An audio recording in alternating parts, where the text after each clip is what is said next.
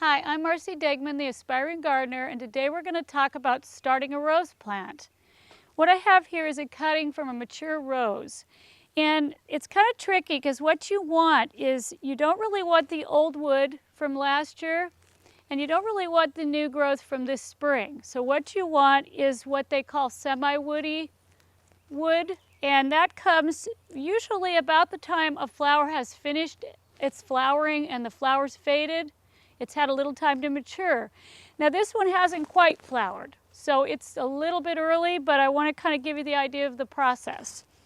Now what we're going to do is we're going to go ahead and cut it as close to the medium wood as we can. I'm going to cut off at a 45-degree angle so you have a lot of root space. And you want to have about a 6 or an 8-inch piece. And then what you're going to want to do after that is you're going to want to take and cut about 6 to 8 inches up, but depending on the leaf pattern, this one we want to leave at least this set of leaves, so we want to cut above that. So you're going to want to take the lower leaves off because you're going to want to have this area to root, but you want to leave at least one, if not 2 sets of leaves in order to produce food for this cutting. Okay, so what you're going to want to do is you're going to want to make just a tiny little hole in your soil. Now I have some regular fine potting soil. You can use seed soil that's a little bit finer. Some people like to put sand in or use half and half, so that's a good thing to do as well. But I've just got some regular potting soil.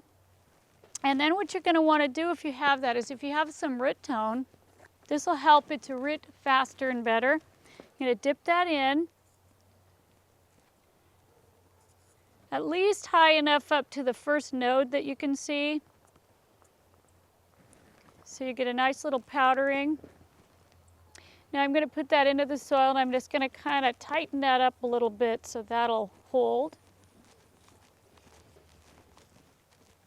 And then the other thing is, since there's no roots on this, you're going to want to keep it moist at all times in order to give it a chance to root. So you want to water the soil, but then you want to also create a little terrarium. And what I usually just like to do is I just take a produce bag.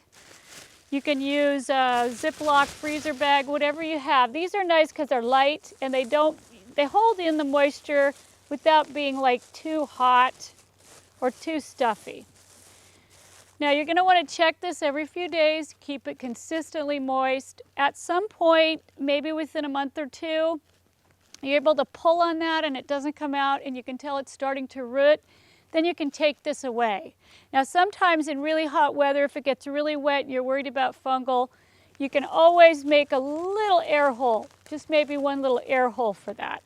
But that'll be fine. It'll just sit there and it'll root for you. A lot of people go ahead and plant them once they root. I usually leave them a little longer in a pot, maybe even transfer them to another container until I know I've got a really good root base, and then plant them out well before cold weather in the fall so they have time to settle in. And you should have a rose plant.